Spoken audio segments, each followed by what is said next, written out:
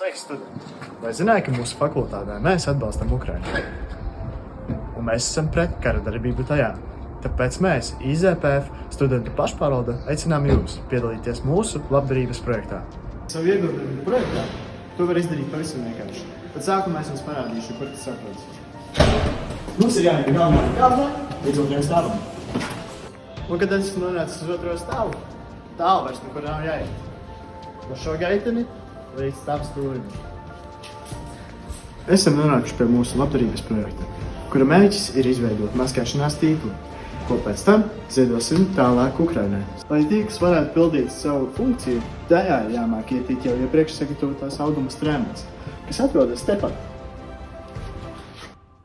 Lai iepīt iekšā šis strēmelis, vispirms mēs uztaisam dubulto mezglu, tā lai tās kārtīgi turētos.